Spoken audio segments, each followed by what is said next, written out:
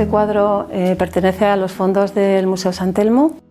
Es un cuadro de Federico Guevara que representa la muerte del Cano. La tela llegó en un estado muy deteriorado porque tenía desgarros importantes en algunas zonas. El bastidor original también estaba bastante deteriorado, no tenía bordes. Entonces era empezar un poco por la consolidación del soporte. Protegió las zonas de los desgarros. Previamente hubo que hacer una soldadura, se colocaron las bandas de tensión para poder ponerlo luego en el nuevo bastidor y se colocaron los parches. Vamos a llegar ahora a una fase de limpieza. Esa suele ser lo más complicado porque es donde realmente tienes que dar la unidad a la obra, ¿no?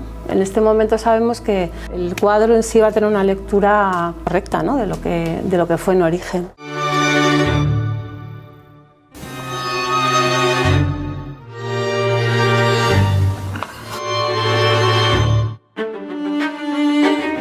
La última fase de la restauración, que es donde el cuadro o la pintura recupera su lectura, es la reintegración cromática. Una vez reintegrado con acuarela se barniza la superficie pictórica y se realiza la última reintegración cromática a base de pigmentos al barniz. Se utiliza la técnica del regatino. El regatino es una técnica que consiste en realizar líneas verticales paralelas con una abstracción cromática. De cerca lo distinguiríamos y de lejos digamos que sería invisible.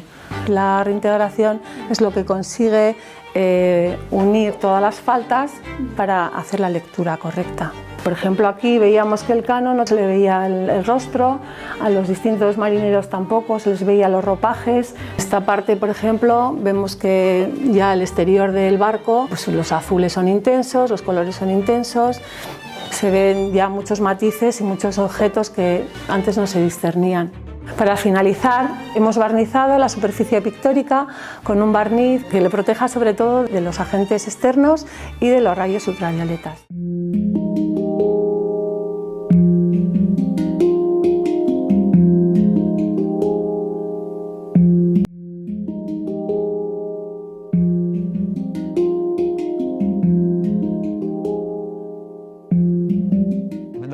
La muerte del Cano en su navío Margolana, Federico Guevarak 1920ko hamarkadan egina, Elkanoren mundubiraren 4. mendeurrena dela eta dirudienez Foru Aldundiaren enkarguz egindako margolana. Bertan ikusi dezakegu Elkanoren bizitzako azken momentua, hor ikusten dugu urdanetari besotik helduta, nola bere testamentua idazten ari dan.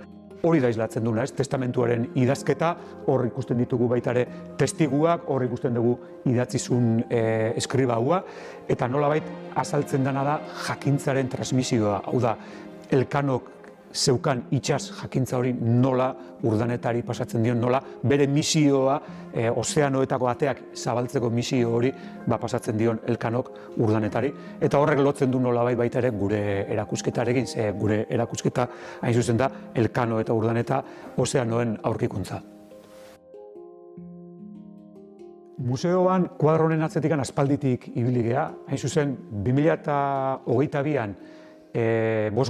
mendeurrena dela eta orduan nahi izan gendun, pretenditu gendun hau kuadro hau nire ekartzia, baina oso egoera txarrian zegoen. Eta, beste mendeurren hau baliatu dugu hain zuzen, kuadro honen zaharberritzearen beharra aldarrikatzeko.